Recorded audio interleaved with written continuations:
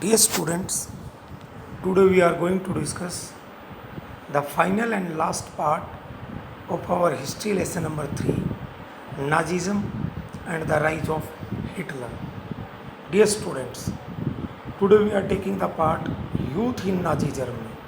और आप यहाँ ये पढ़ेंगे कि during the ruling period of Hitler, during the ruling period of Nazi party in Germany, youth, नौजवान, युवा लोगों का क्या रोल था।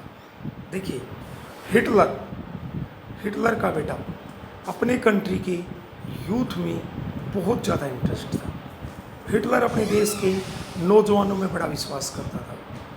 वो मानता था, वो इस बात को मानता था, बहुत ही स्ट्रोंगली इस बात को मानता था कि देश को स्ट्रोंग बनाया जा सकता है। नाजी सोसाइटी अर्थात या यू कैन से जिस प्रकार से हिटलर और नाजी पार्टी जर्मनी में जिस प्रकार की सोसाइटी चाहते हैं, उस प्रकार की सोसाइटी को, वहाँ के यूथ को नाजी आइडियोलॉजी की टीचिंग्स देकर, उसकी शिक्षाएं देकर कंट्रोल किया जा सकता है। इसलिए हिटलर चाहता था एक बच्चे को, एक चाइल्ड को आउटसाइड द होम या you can say in school and inside the home, अर्थात स्कूल और स्कूल के बाहर नाजी आइडियोलॉजी पढ़ाई जानी चाहिए। आइए देखते हैं स्कूल्स में क्या हुआ। During the ruling period of Hitler in Germany में हिटलर के रूलिंग पीरियड के दौरान सभी स्कूल्स को प्यूरिफाई और क्लीन किया गया। सर, प्यूरिफाई और क्लीन का मीनिंग क्या होता है? बेटा, जितने भी अनडिजायरेबल्स थे उनको स्कूलों से निकाल दिया, चाहे वो टीचर्स हों चाहे वो स्टूडेंट्स हों। जैसे इसमें दे रखा है, टीचर्स जो ज्यू धर्म से बिलोंग करते थे या जिनको हिटलर पॉलिटिकली विश्वसनीय नहीं मानता था, सब हटा दिए गए, डिसमिस कर दिए गए। बच्चों को सेग्रीगेट मीन्स छटनी कर दिया गया, उनको फाइंड आउट किया गया। और जर्मन और ज्यू जो बच्चे थे वो किसी भी कंडीशन में एक ही क्लासरूम में पर्टिकुलर बेंच पे नहीं बैठ सकते थे। इस प्रकार अनडिजायरेबल चिल्ड्रन, चाहे वो ज्यूज़ हों चाहे फिजिकली हैंडीकैप हों, उनको या जिप्सीज मीन्स निग्रोज हों, ब्लैक पीपल हों, सबको स्कूलों से निकाल दिया गया। और आखिर में फाइनली 1940s के डिकेड में उन लोगों को गैस चैम्बर्स में डाल दिया गया। Good German children means Nordic German type जो बच्चे थे, उनको बेटा अच्छा ट्रीटमेंट मिला। उनको स्कूल्स में नाजी आइडियोलॉजी पढ़ाई गई। सर, नाजी आइडियोलॉजी में प्रोलॉन्ग्ड पीरियड मीन्स एक long duration of Nazi party की जो आइडियोलॉजी थी वो दी गई। स्कूल की टेक्स्ट बुक्स को दोबारा लिखा गया। स्कूल में रेशियल साइंस के माध्यम से जस्टिफाई किया गया। जैसे आपने चार्ल्स डार्विन और हर्बर्ट स्पेंसर के बारे में पढ़ा होगा, उन्होंने बेटा ये बातें प्लांट्स के ऊपर लागू की थी, जैसे सर्वाइवल ऑफ द फिटेस्ट वगैरह। नेचुरल सिलेक्शन का जो प्रोसेस था ये प्लांट्स पे लागू किया था। बट उन नेचुरल साइंटिस्ट की थ्योरी को हिटलर ने अपने स्कूलों में रेशियल साइंस के तौर पे यूज किया कि नॉर्डिक जर्मन आर्यन सबसे बेस्ट हैं, ज्यूज सबसे वर्स्ट हैं। बच्चों को स्कूलों में लॉयल एंड सबमिसिव मीन्स 100% जो कहा जाए उसको फॉलो किया जाए। बच्चों को ये सिखाया गया कि ज्यू धर्म के लोगों से नफरत करो। बच्चों को सिखाया गया कि हिटलर की पूजा करो, युद्ध को अप्रिशिएट करो। और बच्चों को एग्रेसिव बनाने के लिए, बच्चों में स्पिरिट ऑफ वॉयलेंस, खून खराबे की भावना पैदा करने के लिए, बच्चों को गुस्से वाली प्रवृत्ति के बनाने के लिए, बच्चों को आयरन हार्टेड, स्टील हार्टेड और मस्कुलाइन और स्ट्रॉन्ग बनाने के लिए बॉक्सिंग जैसे गेम्स शुरू किए गए। आप देखते हैं बॉक्सिंग में बड़ी मार पिटाई होती है, इवन तक नोज ब्लीडिंग शुरू हो जाती है। आप देखते हैं नोज के ऊपर पंच किया जाता है। यूथ ऑर्गेनाइजेशन, हिटलर ने जर्मनी में यूथ के डिफरेंट ऑर्गेनाइजेशंस बना दिए ताकि जिस प्रकार की फीलिंग हिटलर चाहता वो डेवलप किया जा सके। जैसे एक ग्रुप था जंक वॉल्क, उसमें एक बच्चा 10 ईयर्स में एंट्री करता था। जंक वॉल्क में एक बच्चा 10 ईयर्स में एंट्री करता था और 14 ईयर्स की एज तक उस ग्रुप का मेंबर रहता था। वहने boys, specially boys, achieve the age of 10 then he had to enter into जेनपोल और अप टू 14 वहाँ रहेगा। जैसे ही वो बच्चा 14 ईयर को कवर करेगा, उसको एक और वहाँ पे एक ग्रुप था जिसका नाम था हिटलर यूथ। वो हिटलर यूथ में एंट्री करेगा और वहाँ वो 14 to 18 ईयर्स तक रहेगा। वहाँ उसको सिखाया जाता था worshipping of war, glorify aggression की गुस्सेल प्रवृत्ति को फॉलो करें, वॉयलेंस फॉलो करें, डेमोक्रेसी को क्रिटिसाइज करें, इट मीन्स डिक्टेटरशिप को लाइक करें, ज्यूज को हेट करें, कम्युनिस्ट लोगों को हेट करें, जिप्सीज को करें और जितने भी अनडिजायरेबल्स हैं सबसे नफरत करें। इस प्रकार उनको रिग्रेस मीन्स हार्ड, एक हार्ड वैचारिक ideological and as well as physical शारीरिक ट्रेनिंग दी गई। जैसे ही बच्चा 18 ईयर्स में एंट्री करता था, उसे थर्ड ग्रुप में एंट्री करना पड़ता था, लेबर सर्विस।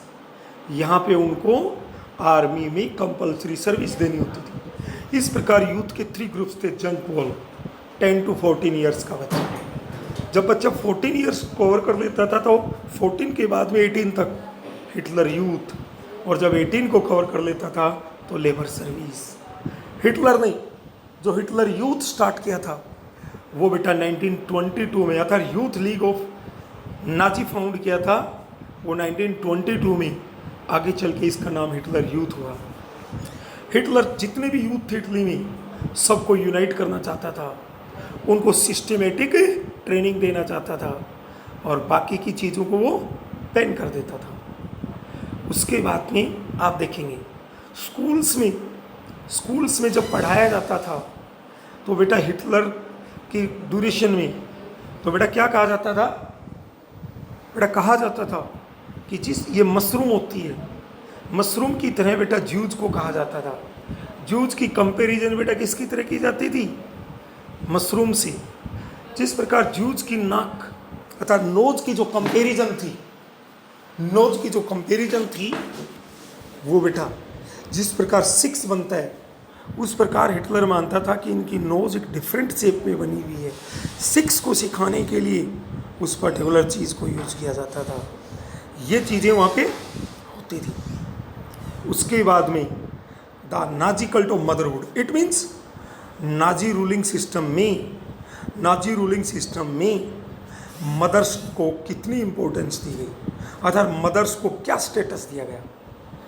चिल्ड्रन, बच्चों को बार बार during the Nazi party rule और during the rule of Hitler in Germany बार बार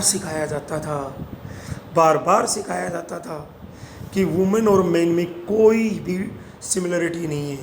इट मीन्स मैन और वुमेन टोटली डिफरेंट है और यहाँ ये नेगेटिव बातें करना चाहते हैं। इसलिए उसने कहा कि महिलाओं को अर्थात वुमन को बेटा पुरुषों के बराबर, जेंट्स के बराबर इक्वल राइट्स के लिए स्ट्रगल नहीं करना चाहिए। हिटलर मानता था if the woman are given equal rights तो बेटा ये सोसाइटी को डिस्ट्रॉय कर देंगी। इसलिए लड़कों को स्कूल्स में कहा जाता था अग्रेसिव बाय नेचर, अर्थात गुस्सेल होना चाहिए स्वभाव से, स्ट्रॉन्ग होना चाहिए, स्टिल हार्टेड होना चाहिए। जबकि गर्ल्स को सिखाया जाता था, स्कूल्स में गर्ल्स को सिखाया जाता था जब वो बड़ी हों तो कैसे एक अच्छी माँ बने, किस प्रकार केवल वो नॉर्डिक जर्मन आर्यन बच्चों को जन्म दे। इट मीन्स गर्ल्स को सिखाया जाता था कि उन्हें केवल उसी लड़के से मैरिज करना है जो नॉर्डिक जर्मन आर्यन है। गर्ल्स को अपनी जो नॉर्डिक जर्मन आर्यन रेस थी उसकी प्योरिटी को मेंटेन करना था। उनको सिखाया जाता था कि उनको नॉर्डिक जर्मन के अलावा किसी दूसरे बच्चे से किसी प्रकार के कोई रिलेशंस नहीं रखने हैं, उनके साथ कोई मैरिज नहीं करनी है। इस प्रकार उनको सिखाया जाता था कि किस प्रकार वो एक अच्छी माँ के तौर पे घर की देखभाल करें। जब वो माँ बने तो अपने बच्चों को नाजी अर्थात हिटलर जो चाहता था वो सी शिक्षाएँ दी जाएं और इस प्रकार उनको कहा जाता था वो नॉर्डिक जर्मन कल्चर को बढ़ावा दें। 1933 में हिटलर ने कहा कि मेरे स्टेट मीन्स मेरे यहाँ पे मदर सबसे इम्पोर्टेंट सिटीजन है, बट बेटा यहाँ पर भी वो नेगेटिव बात करेगा। बट हिटलर ने कभी भी मदर्स को इक्वली ट्रीट नहीं किया। जो महिला नॉर्डिक जर्मन आर्यन थी और किसी कारण से उसने undesirable children means Nordic German Aryan type बच्चे को जन्म नहीं दिया, अर्थात वो जो ऐसा हिटलर चाहता था वैसा नहीं हुआ, उसको पनिश किया जाता था। और जो महिलाएं नॉर्डिक जर्मन टाइप जो रेशियली डिजायरेबल बच्चे थे उनको जन्म देते थे तो उनको अवार्ड किया जाता था, उनको हॉस्पिटल्स में डिलीवरी पीरियड के दौरान अच्छा ट्रीटमेंट दिया जाता था, शॉप्स में उनको कूपन मिलते थे और ग्रोसरी मटेरियल कंसेशन पे मिलता था, सिनेमा हॉल रेलवे में टिकट वगैरह होते थे, फेयर चार्जेस होते थे, किराया होता था, उसमें कंसेशन मिलता था। बट महिलाओं को ज़्यादा से ज़्यादा बच्चे जन्म देने के लिए मोटिवेट किया गया। जो महिलाएं जितने ज़्यादा बच्चों को जन्म देती थी उनके लिए अवार्ड डिक्लेयर करने लगे। सपोज एक महिला 4 बच्चों को जन्म देती थी तो उसे ब्रॉन्ज मेडल, यदि कोई महिला 6 बच्चों को जन्म देती थी तो सिल्वर मेडल, और कोई महिला 8 और मोर देन 8 बच्चों को जन्म देती थी तो गोल्ड मेडल। इट मीन्स मैं यहाँ पे ये कहना चाहूँ, जो मुझे कहना तो नहीं चाहिए, कि महिलाओं को हिटलर ने केवल बच्चे पैदा करने का एक मीडियम माना, बाकी उसने कोई इम्पोर्टेंस नहीं दी।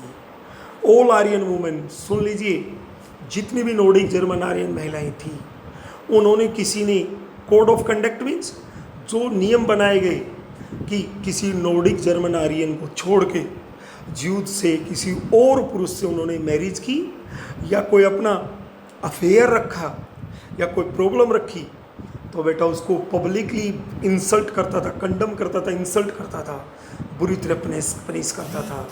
कोई भी महिला किसी ज्यूज के साथ अपना कोई रिलेशन रखती थी या पोलिस मीन्स पोलैंड के लोगों के साथ, क्योंकि उसने पोलैंड को कंट्रोल कर लिया था, या रसिया का, उसको शहर में सर को मुंडवा के, सर गंजा करके शहर में उसकी परेड निकलवाई जाती थी, चेहरे को ब्लैक कर दिया जाता था, गले में पट्टी, गले में तख्ती डाल दी जाती थी, उस पर लिखा जाता था कि मैंने देश के साथ चीटिंग की, अपमान किया है। बहुत सारी महिलाओं को जेल में डाला, बहुत सारी महिलाओं का सोशल ऑनर मीन्स सोसाइटी में जो रिस्पेक्ट होता है वो नष्ट हो गया। और इस प्रकार से बहुत सारी महिलाओं को जब ऐसा हुआ तो उसके हस्बैंड ने या फैमिली मेम्बर्स ने उससे अपने रिश्ते तोड़ लिए। आगे the art of propaganda, Hitler ने अपने रूलिंग पीरियड में लैंग्वेज और मीडिया को बड़ी केयरफुल वे से यूज किया। जब वो किसी लोगों को सामूहिक रूप से वो मास लेवल पे लोगों को मारता था तो बेटा वो बड़े ही टेक्निकल वर्ड यूज करता था, वो direct killing murder word use नहीं करता था, ताकि उन वर्ड्स को उसने कुछ इस प्रकार के वर्ड्स कोइन किए, डेवलप किए ताकि वो डिसेप्टिव हों, अर्थात दिखने में बड़े ही बेवकूफ़ बनाने वाले हों। बट बेटा जब आप इनका मीनिंग सुनोगे तो ये बड़ी चिलिंग थे, आपका खून जम जाएगा, आपकी हालत ख़राब होगी। उसने कभी भी ऑफिशियल कम्युनिकेशन में, ऑफिशियल लेटर्स में, मैसेज में कभी किल और वर्ड मर्डर यूज नहीं किया। जैसे उसने बेटा मास किलिंग मीन्स सामूहिक रूप से मारने के लिए, ज्यूज लोगों को सामूहिक रूप से मारने के लिए वो 2 टर्म यूज करता था, स्पेशल ट्रीटमेंट और final solution. Special treatment and final solution, जैसे कोई भी ज्यूज धर्म के 10, 20, 50 लोग मारे जाते थे तो ये वर्ड यूज करता था कि give them special treatment, do their final solution. इसी प्रकार हैंडीकैप लोग, चाहे वो मेंटल हो या फिजिकल हो, उनको मरवाने के लिए यूथनेशिया वर्ड यूज करता था बेटा। इसी प्रकार जो गैस चैम्बर्स होते थे उसको इवाकेशन कहता था। गैस चैम्बर्स में लोगों को ये बाथरूम टाइप चीज़ें होती थी, जिस प्रकार बाथरूम में नहाने के लिए शॉवर लगा होता है ऐसे शॉवर लगा होता था, बट बेटा उसमें पानी नहीं आता था, उसके अंदर जहरीली गैस निकलती थी, पॉइजनस गैस निकलती थी, उनको ये डिसइंफेक्शन एरिया कहता था। आगे चल के हिटलर ने मीडिया को बड़ा केयरफुली यूज किया ताकि पूरी दुनिया को अपनी तरफ आकर्षित कर सके। उसने विजुअल इमेजेस बनाई, शॉर्ट फिल्म्स बनाई बेटा, रेडियो के ऊपर मैसेज डाले, जिस प्रकार मोदी मन की बातें करता है ऐसे उसने बातें की। पोस्टर्स बनवाए, पोस्टर्स में कैची स्लोगन्स मीन्स वो स्लोगन्स डाले ताकि लोगों को जल्दी अट्रैक्ट कर पाएँ। लीफलेट मीन्स 3-4 पेजेस की उसने बुकलेट्स बनवा के मैसेज पास किए। इसी प्रकार उसने पोस्टर्स में अपने एनिमीज अर्थात जो जर्मनी के दुश्मन थे उनके प्रति स्टीरियोटाइप मीन्स नेगेटिव बातें फैलाई, उनके बारे में गलत बातें लिखी, उनकी मोकिंग मीन्स नकल उतारी गई, उनके बारे में भला बुरा कहा गया। सोशलिस्ट और जो लिबरल्स टाइप के लोग थे उनको कमज़ोर कहा गया, और degenerate means they are not fruitful for society, उनको कहा गया कि ये विदेशों के अदर कंट्रीज़ के लो लेवल के पुअर क्वालिटी के अर्थात दूसरे कंट्रीज़ के लिए एजेंट का काम करते हैं, जासूस हैं। उसने बहुत सारी प्रोपगंडा फिल्म्स बनाई मीन्स अपने को जस्टिफाई करने के लिए और जूत से नफरत करने के लिए, जूत के प्रति नफरत पैदा करने के लिए उसने एक प्रोपगंडा फिल्म बनाई। और बेटा ये क्वेश्चन एग्जाम में भी आ चुका है एनटीएससी में। बहुत ही बदनाम मूवी है ये। आप देखते हैं कोई चीज़ अच्छाई के लिए जानी जाती है तो फेमस, कोई चीज़ बुराई के लिए जानी जाती है तो इनफेमस अर्थात कुख्यात। कोई अच्छाई के लिए जाना जाता है तो विख्यात, बुराई के लिए जाना जाता है कुख्यात। एक पिक्चर बनी इटर्नल ज्यू, जिसमें ज्यू धर्म के लोगों के बारे में बहुत ही नेगेटिव बातें लिखी गई, ज्यूज के बारे में बहुत कुछ लिखा गया। इस मूवी में उन लोगों को रिप्रेजेंट किया गया, उनकी बड़ी बड़ी दाढ़ी दिखाई गई, बड़ी बड़ी बियर्ड दिखाई गई, बहुत ही बुरी बुरी बातें उनकी दिखाई गई, उनके बारे में कि इनकी आउटर अपीयरेंस दिखने में ये लोग ऐसे हैं। बेटा उन लोगों का कंपैरिजन वर्मिंग कीड़े, रेट्स, पेस्ट, कीड़े वगैरह से उनकी तुलना की गई। उनकी मोमेंट्स चूहे, रोडेंट्स मीन्स रेट से कंपैरिजन किया गया। इस प्रकार हिटलर ने लोगों के माइंड पे हमला किया था, उनमें इन्फीरियरिटी कॉम्प्लेक्स की फीलिंग लेके आया, इन्फीरियरिटी कॉम्प्लेक्स की फीलिंग लेके आया, उनके इमोशंस के ऊपर हमला किया, उनके प्रति नफरत पैदा की, नफरत पैदा की गई। इस प्रकार बहुत बुरा कहा गया।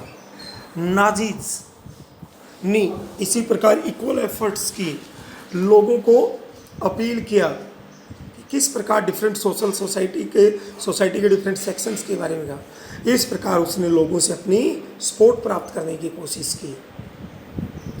आगे आप यहाँ पे देखेंगे बहुत इंपॉर्टेंट डेट्स हैं। फर्स्ट वर्ल्ड वॉर स्टार्ट हुआ 1 अगस्त 1914। मैं ईयर की बातें करूँ 1914, एंड की बातें करूँ 1918 और मंथ के साथ ये। इसी प्रकार नवंबर 9, 1918 में फर्स्ट वर्ल्ड वॉर का एंडिंग हुआ, जर्मनी ने सरेंडर किया। नवंबर 9, 1918 को बेटा वेमर रिपब्लिक बनाया गया। Proclamation means declaration, it means उसी दौरान राजा को हटाया गया, वहाँ पे जर्मनी में कॉन्स्टिट्यूशन लाया गया और गवर्नमेंट बनाई गई वेमर रिपब्लिक। इसी प्रकार जून 28, 1919 को ट्रीटी ऑफ वर्साई को सिग्नेचर हुआ। जनवरी 30, 1933 को हिटलर जर्मनी का चांसलर बना। इसी प्रकार 1 सितंबर 1939 को जर्मनी ने पोलैंड पर अटैक किया और सेकेंड वर्ल्ड वॉर की स्टार्टिंग हुई।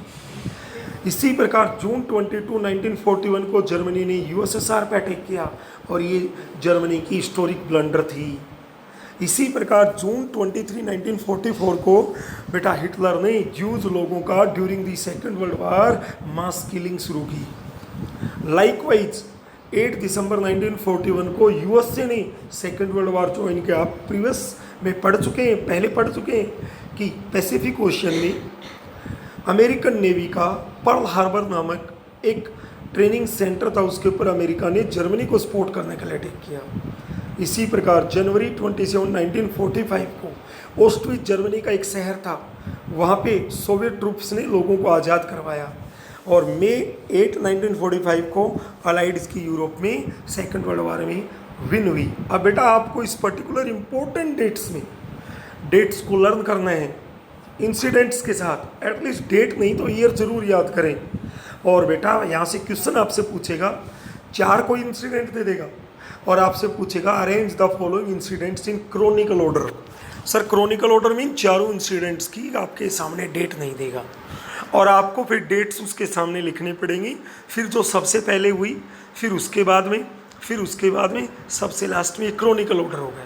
या ऐसे हो सकता है 4 इंसिडेंट्स सामने 4 डेट्स, आपस में मैच करो, कोड में आंसर फाइंड आउट करो, या 4 इंसिडेंट्स 4 डेट्स और उनको आपस में कौन सी प्रॉपरली मैच है या कौन सी नहीं है वो फाइंड आउट करो।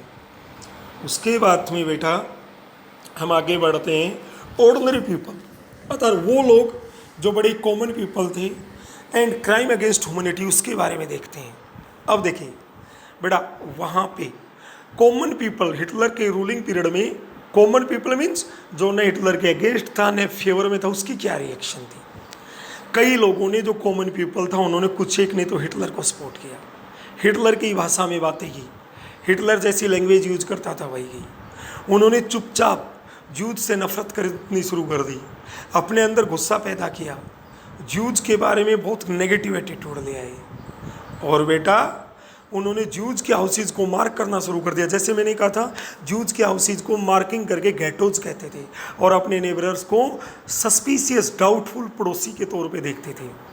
वो बिलीव करते थे नाजी आइडियोलॉजी में। एक तो वो थे कॉमन पीपल, बट सभी ऐसे नहीं थे। कुछ लोग ऐसे थे जिन्होंने हिटलर के खिलाफ बेटा एक्टिवली रेसिस्टेंस मीन्स प्रोटेस्ट किया। बेटा उन्होंने प्रोटेस्ट किया तो उनके ऊपर पुलिस केसेस भी हुए, उनको रिप्रेस किया गया, कुचला गया, दबाया गया, मारा गया, इस प्रकार बेटा। बट बहुत सारे लोग ऐसे थे जो पैसिव ऑनलुकर्स थे। पैसिव ऑनलुकर्स मीन्स चुपचाप देखते रहे, चुपचाप देखते रहे, और अपने दिल में एपैथेटिक मीन्स दर्द लेके गवाह के तौर पे मीन्स उस चीज़ों को विटनेस रहे, बट प्रोटेस्ट नहीं किया क्योंकि वो डरते थे। इसी चीज़ के बारे में एक बड़ा ही प्रोटेस्ट करने वाला व्यक्ति हुआ है पेस्टोर नियमलर। उसने लोगों की इस खामोशी को देखा और उसने आगे जाके कहा, जैसे उसने कहा कि सबसे पहले हिटलर ने कम्युनिस्ट को मारा, और जो व्यक्ति कम्युनिस्ट था उसने कहा मैं कम्युनिस्ट नहीं तो मैं क्यों प्रोटेस्ट करूं। फिर नंबर सोशल डेमोक्रेट्स का आया तो उसने कहा मैं क्यों करूं। फिर ट्रेड यूनियनिस्ट मीन्स वर्कर्स की यूनियन का नंबर आया तो व्यक्ति ने कहा मैं तो क्यों करूं ऐसा प्रोटेस्ट। फिर जूज का आया तो बोले मैं जूज नहीं हूं, मैं क्यों करूं। और लास्ट में उसे सपोर्ट करने के लिए कोई नहीं बचा। नेक्स्ट आप देखेंगे कि जूज व्हाट, अब नाजी जर्मनी में जो जूज लोग थे उनकी कहानी देखिए। एक राइटर हुआ है, ये बहुत इंपॉर्टेंट लाइन है बेटा, चरेलेट ब्रेडेट। उसने, ये फीमेल हुई अपनी डायरी में, बट अपनी डायरी में जिस बुक को आगे चल के एक नाम दिया गया the third reach of dreams, उस बुक में, उस डायरी में उसने जू धर्म के लोगों के बारे में लिखा कि किस प्रकार नाजी अर्थात हिटलर और उसके फॉलोअर्स उनको स्टीरियोटाइप मीन्स नेगेटिव बातें फैलाई, किस प्रकार उनकी नाक से तुलना एक हुक से मीन्स सिक्स जिस प्रकार बना होता है नीचे से टर्न होता है ऐसे, उनकी आंखें कैसी हैं, लाइकवाइज उनकी मूवमेंट को जैसे चूहे वगैरह से तुलना किया गया था। और बेटा जूज लोग जो मारे जाते थे वो उस दौरान इतने डरे हुए थे अपनी रियल डेथ से पहले। बेटा वो बहुत बार जैसे गैस चैम्बर्स में उनको मारा जाता था, उससे पहले बेटा वो डर डर के बहुत सारी मौत पहले ही मर चुके होते थे। अब knowledge about the Holocaust. Sir Holocaust क्या था? नाजी किलिंग ऑपरेशंस, अर्थात हिटलर के रूलिंग पीरियड में लोगों को मारने के लिए, जैसे मास किलिंग के लिए final solution, special treatment, handicap लोगों के लिए इवोकेशन, गैस चैम्बर्स के लिए डिसइंफेक्शन एरियाज, ये जो टर्म्स यूज किए गए वो होलोकॉस्ट कहलाता है। अब नाजी पार्टी जो कुछ कर रही थी, इसमें से जर्मनी जब युद्ध में बीजी था सेकेंड वर्ल्ड वॉर में, तभी थोड़ी थोड़ी बातें बाहर जाने लगी।